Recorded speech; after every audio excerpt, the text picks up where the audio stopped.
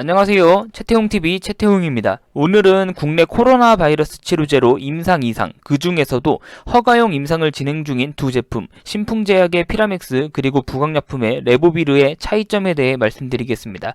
현재 국내에서 진행 중인 허가용 임상 이상은 피라맥스와 레보비르 두 제품밖에 없습니다. 그리고 제가 업로드한 파미셀 1분기 실적 공식 관련 영상뿐만 아니라 신풍제약 관련 영상에서 신풍제약의 1분기 실적 공시를 다뤄달라고 하신 분들이 꽤 있었는데요. 당장의 신풍제약 1분기 실적 공시는 사실 그리 중요하지 않습니다. 신풍제약이나 부강약품 모두 당장 2020년 1분기나 2분기에 실적이 컨텀 점프할 만큼의 이슈가 있는 것도 아니고 악재가 있는 것도 아닙니다. 신풍제약, 부강약품 모두 코로나 바이러스 치료제 임상 이상 성공 기대감과 실패 우려감으로 인해 주가가 형성되고 있는 것이지 현재 주가가 실적과는 크게 상관이 없습니다. 그래서 사실 영상을 찍는 데 있어서 좀 망설였는데 신풍제약 1분기 실적 공식 관련 인터넷 기사가 너무 없고 해서 간략히만 신풍제약의 재무제표 다뤄보도록 하겠습니다. 먼저 신풍제약의 피라맥스 그리고 부강약품의 레보비르의 차이점부터 말씀드리겠습니다. 앞서 말씀드린 것처럼 현재 국내에서 코로나 바이러스 치료제 임상 이상 중 허가용 임상은 두 제품이 유일합니다. 엔지캠 생명과학도 임상 이상을 진행 중이긴 한데 약물 재창출이 아니라 생신약 개발 단계입니다. 그래서 임상 기간도 2022년 5월까지로 가장 깁니다. 피라맥스와 레보비르가 비교적 유리한 이점은 이미 허가받고 판매 중인 제품으로 약물 재창출 과정을 거치는 것이기 때문에 임상 기간이 다소 짧고 비용을 아낄 수가 있다는 겁니다.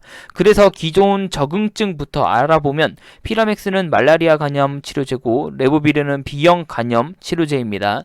그리고 기존 용법 용량은 두 제품 다 QD 용법으로 하루 한 번만 복용하면 되는 편리함을 가지고 있습니다. 이건 근데 기존 적응증에 대한 용법 용량입니다.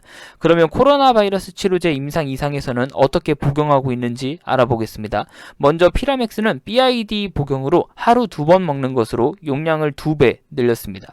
그리고 1차 유효성 평가에서 약 먹고 7일 후에 바이러스 음전율, 그러니까 완치가 됐는지를 판정하고요. 2차 유효성 평가에서 3일, 7일, 10일, 14일, 28일 시점에서 바이러스 역가 억제율, 체온, 호흡수 등을 검사합니다. 레보비르는 기존 QD 복용이긴 한데 용량을 무려 4배나 늘려서 4캡슐씩 14일 동안 먹습니다. 1차 유효성 평가에서 마찬가지로 바이러스 음전율 판정하고 2차 유효성 평가도 비슷하게 사이드 이펙트, 정상 체온 대상자 비율 등을 검사합니다. 특징으로는 피라맥스는 클로로킨과 화학 구조가 유사하고 인비트로에서 바이러스 역가 억제율이 99% 이상이었습니다. 레보비르는 국내 최초 임상 이상이고 8월 안에 임상 이상이 종료되기 때문에 가장 빠른 결과 도출이 가능합니다. 그리고 인비트로에서 칼레트라와 유사한 치료 효과를 가졌다고 하는데 칼레트라는 에이즈 치료제로 2월까지만 해도 코로나 바이러스 치료제 후보군으로 이름을 올렸으나 3월부터 시행된 임상시험에서는 그 효과를 입증하진 못했습니다. 여기서 또 알고 계셔야 할 게 렘데시비르의 논점이 그래 렘데시비르 너 코로나 바이러스 경증 환자들에게는 효과가 있을 수 있다는 거 알겠어. 근데 중등증이나 중증 환자들에게도 효과가 있는지 증명해봐 입니다. 그러니까 FDA에서 정식 승인이 아니라 긴급 승인을 내준 것이고요.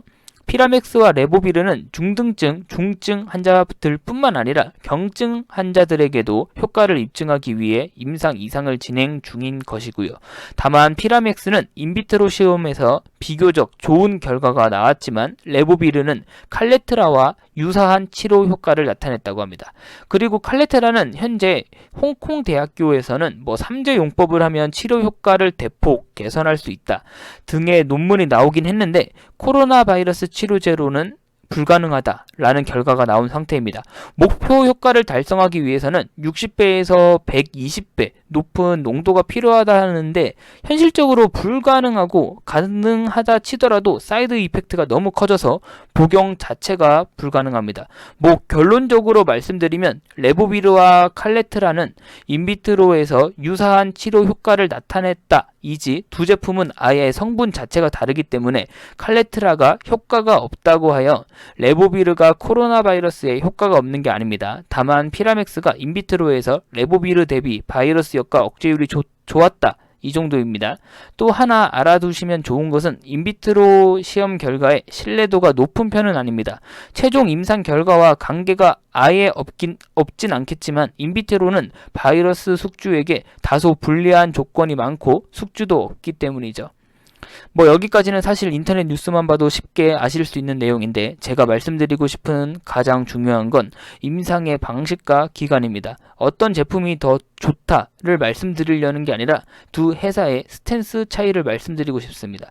피라맥스는 임상 기간이 약 1년이고 레보비르는 다가오는 8월 말까지로 얼마 남지 않은 기간에 임상 이상 결과가 발표됩니다. 그리고 임상의 방식도 두 제품 다 무작위 배정으로 진행되지만 피라맥스는 이중 눈가림, 레보비르는 공개 방식입니다. 임상을 진행하는 데 있어서 이중 눈가림이 옳다, 공개 방식이 옳다는 뭐 제가 판단할 수는 없지만 공개 방식은 임상을 진행하는 데 의사나 환자들에게 있어 편견이 다소 개입될 수 있다는 점입니다. 부강약품은 다소 빠르게 임상을 진행하는 스탠스를 가지고 있고 신풍제약은 2월부터 이번 임상시험까지 모든 스탠스 자체가 상당히 신중하고 보수적입니다. 나쁘다는 의미는 아닙니다. 다만 임상의 기간, 임상의 방법, 그리고 그간의 행적들을 보면 알 수 있습니다. 2월 5일 말라리아 약이 코로나 바이러스 치료에 효과가 있다는 이슈로 말라리아 관련주가 폭등했었습니다. 그리고 신풍제약도 말라클로정이라는 제품이 있어서 당일 상한가를 가고 다음 날에도 주가가 상승했었습니다. 그런데 뜬금 신풍제약으로부터 말라클로정은 식약청 허가만 있고 이제 생산 안 한다 라는 발언에 주가는 2월 7일부터 다시 하락합니다. 그리고 다시 2월 18일 중국이 말라리아 치료제 클로로킨이 효과가 있으니까 전국적으로 사용하겠다는 발표에 신풍제약을 비롯해 말라리아 치료제 관련주들이 상승합니다. 근데 또 신풍제약은 말라클로정은 식약청 허가만 있고 생산 안 한다는 것을 강조하며 주가는 하락합니다. 저는 20년 정도 주식시장에 있으면서 악재 찌라시에 총알같이 부정하며 주가 방어해주는 소수의 기업들은 봤습니다. 대부분의 기업들은 물론 뭐 그렇진 않지만요. 그런데 기업의 호재 찌라시에 부분적으로 사실이 아니다라며 팩트 피드백을 이렇게 빠르게 주는 기업은 신풍제약이 처음이었습니다. 이 부분은 앞으로 말씀드릴 션 애킨스 박사와 신풍제약의 관계를 들으시면 더 확실히 알 수 있습니다. 션 애킨스 박사는 에볼라 바이러스 전문가로 유명한 교수입니다. 2월 말 미국의 MCE에서는 코로나 바이러스 치료제 후보 중 한 개로 피라맥스를 선정합니다. 그리고 션 애킨스 교수도 코로나 바이러스 치료제로 피라맥스가 가능성이 있다. 임상시험을 빨리 진행해보자 등의 트위터를 남깁니다. 여기서 또 주가는 상승했죠.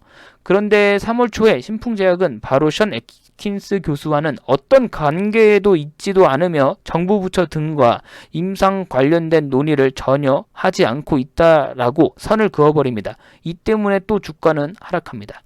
그런데 션 애킨스 교수는 피라맥스를 놓지 않고 피라맥스는 부작용도 적고 여전히 가능성이 있다. 누구 신풍제약의 CEO 소개해줄 사람 없냐 등의 트위터를 또 남깁니다. 전 이런 거 처음 봤어요. Connection to the CEO anyone? CEO를 연결해달라는 건데 진짜 이런 건 처음 봤습니다. 그리고 여러 신풍제약의 주주분들께서 도와주신 덕분에 션 애킨스 교수와 신풍제약은 연결이 됩니다. 그 결과 마침내 유재만 신풍제약 대표는 피라맥스의 인비트로 그리고 임상시험을 진행할 것이다 라고 정기주주총회에서 발표합니다. 인비트로 시험에서 의학적 데이터가 나올 때까지 신중히 검토할 것이다 라는 말도 빼놓지는 않았고요. 그 뒤로 아시는 것처럼 임상 2상까지 승인되어 임상 2상 진행을 앞두고 있는 상황입니다.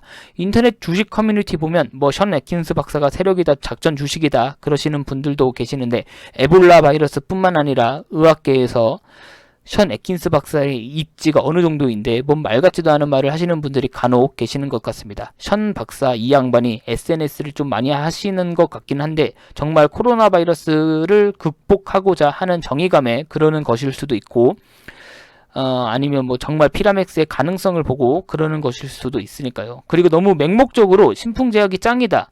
신풍제약이 짱이고 신풍제약의 피라맥스만이 치료제다. 부강약품 파미셀 뭐 꺼져라 망해라 하는 분들도 많은데 피라맥스 임상 이상이 어떻게 될지는 아무도 모릅니다. 션 애킨스 박사도 정말 따져보면 에볼라 바이러스 전문가이지 코로나 바이러스 전문가는 아닙니다. 지금 세상 그 어디에도 코로나 바이러스 전문가는 없고요. 신풍제약 주가도 어떻게 될지 사실 모릅니다. 아무도 모릅니다. 임상 이상도 어떻게 될지 아무도 모르고요.